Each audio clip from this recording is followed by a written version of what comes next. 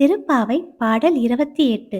கறவைகள் பின் சென்று கானம் சேர்ந்துண்போம் அறிவொன்றும் இல்லாத ஆயர்குலத்து ஒன்றன்னை பிறவி பெருந்தன்னை புண்ணியம் யாமடையோம் குறைவொன்றும் இல்லாத கோவிந்தா உந்தனோடு உறவேல் நமக்கிங்கு ஒழிக்க ஒழியாத அறியாத பிள்ளைகளோம் அன்பினால் உன் தன்னை சிறுபேர் அழைத்தனவும் சீறி அருளாதே இறைவா நீ தாராய் வரையேலோர் ஏம்பாவாய்.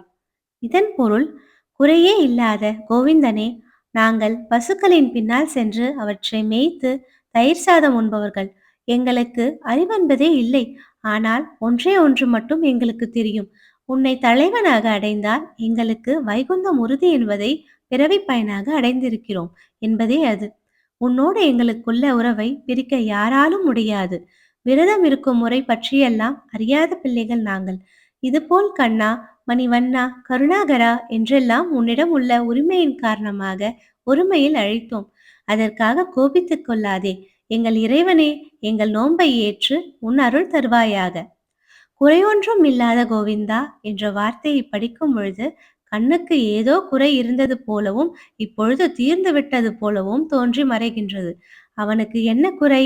ராமாவதாரத்தில் ராமாவி பட்டாபிஷேகம் நடந்த பொழுது இந்திரலோகத்தில் 8 திசை காவலர்கள் பட்டாபிஷேகம் நடத்தியது போல் அயோத்தியில் வசிஷ்டர், வாமதேவர், ஜாபாலி, காஷ்யபர், காத்யாயனர், சுயஜ்ஞர், கௌதமர், விஜயர் என்ற 8 முனிவர்கள் என்று வால்மீகி ஏதோ ஆர்வத்தில் எழுதிவிட்டார்.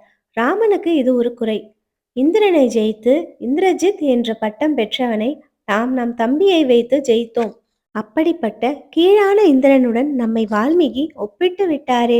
அது மட்டுமல்ல, அவன் கௌதமரின் மனைவி அகலிகையுடன் தப்பாக நடந்தவன் ஆயிற்றே.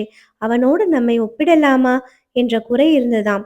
கிருஷ்ணவதாரத்தில் அந்த இந்திரன் தனக்கு செய்த பூஜையை ஆயர்கள் நிறுத்தியதால் சீற்றமடைந்து மழை பெய்ய செய்தான். கோவர்தனகிரியை தூக்கி மக்களை காத்த கண்ணனின் காலில் அந்த இந்திரன் விழுந்தான்.